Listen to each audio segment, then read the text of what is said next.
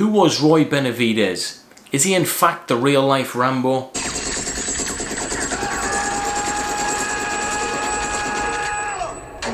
Hey guys, I'm your host Ryan Forrest, and today you are watching the Xplained show.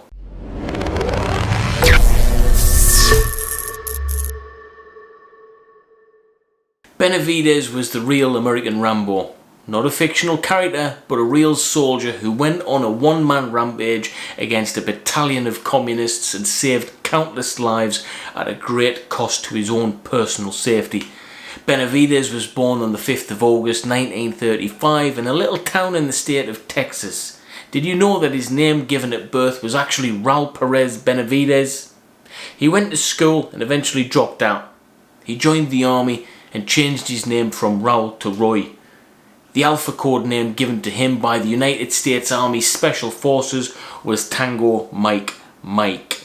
His act of bravery starts in a US government issued body bag. For nearly a decade, his story remained untold. Let me tell you about the 6 hours of hell that he went through.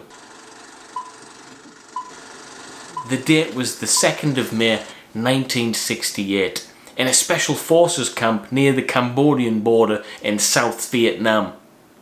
Earlier that day, he jumped from a hovering helicopter, then he ran through withering enemy gunfire to reach what remained of an American 12-man Special Forces reconnaissance team.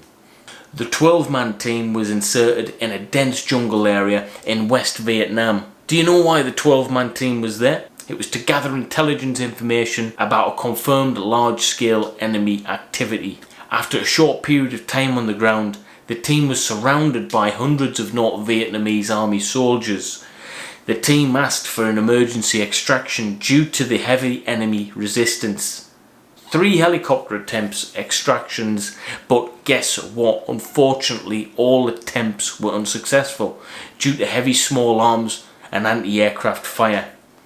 These helicopters returned to its operating base to drop off the wounded soldiers and assess the damage of the aircrafts.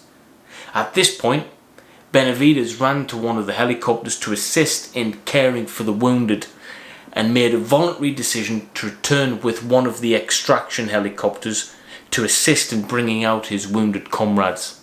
Only armed with a knife, when he reached the location, Sergeant Benavides told the pilot to drop him about 75 meters from its location as the enemy fire was so intense. Once on the ground, he rushed to the crippled team. A few strides into his heroic dash, while he was running towards his comrades, he was shot twice, in his right leg and then his face. Determined to reach his comrades, he rose and continued his sprint, zigzagging through the enemy fire for almost 75 yards before he went down again.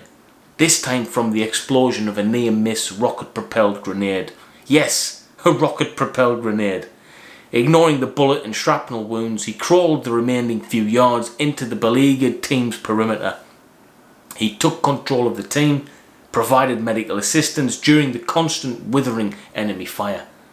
At the time, some of his comrades were either killed or wounded. He repositioned and set up a defensive line to protect the team from Northern Vietnamese army forces. He threw some smoke grenades to direct the extraction helicopter to his position. He then started to drag and carry his injured comrades to the awaiting helicopter when it landed. After boarding half of the team, he ran alongside the helicopter to pick up the other half of the team on the other side of the pickup zone. While running, he provided suppressive and protective fire. Let's not forget about his injuries that he sustained earlier on, and he was still devoted to his duty. Upon reaching the other team members, he loaded the injured and dead and then returned to the team leader's body to retrieve classified documents that were in his possession. When he reached the team leader's body, he was severely injured in the abdomen by small arms fire, and at the same time, the pilot was wounded and killed, resulting in the helicopter to crash. Another gallant choice from Benavides was when he returned to the overturned helicopter to assist the injured survivors. He again formed them into a defensive perimeter. He then tended to his wounded comrades and applied first aid measures. He distributed water and ammunition and encouraged them to have the will to fight and live. The North Vietnamese was rapidly building in numbers, and at this time Sergeant Benavides secured an emergency radio calling in tactical airstrikes and gunship support. He was able to fight the enemy for another extraction attempt. Another helicopter was able to land. Just before the helicopter made it in, Benavides was again wounded in the left leg. However, he carried on to lead and loaded the comrades into the aircraft. That was not the end of it though.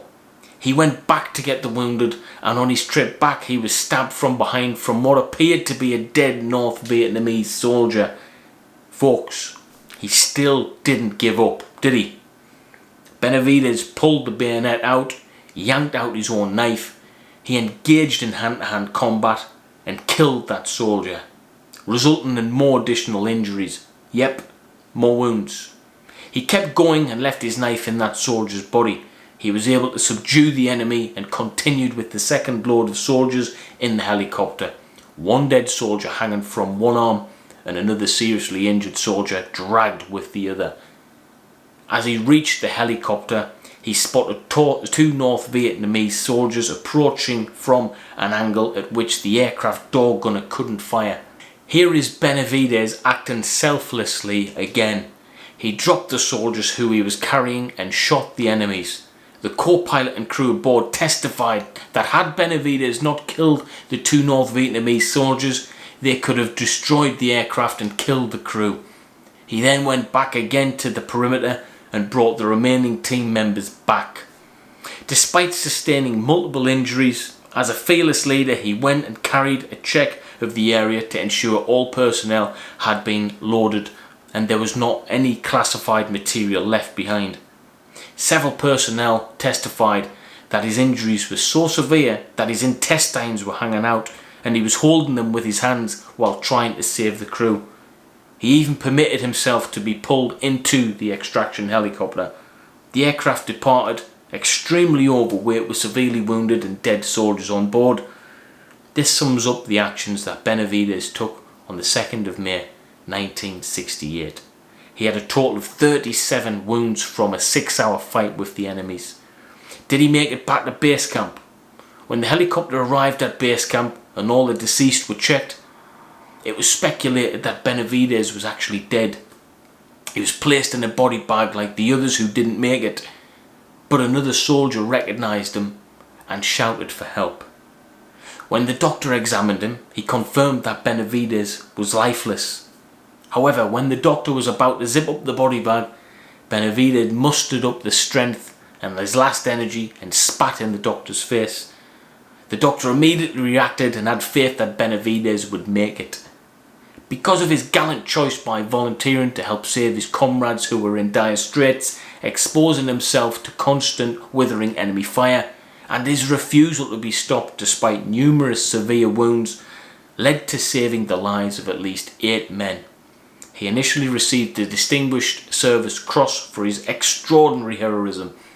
After a more detailed account, he was then awarded the Medal of Honor for his extremely valorous actions in the face of overwhelming odds and adversity. Now that you've heard the story of Benavides, do you think Rambo is actually based on him? I sure do. Hey guys, I'm Ryan, your host from the Xplained show, and thanks for watching.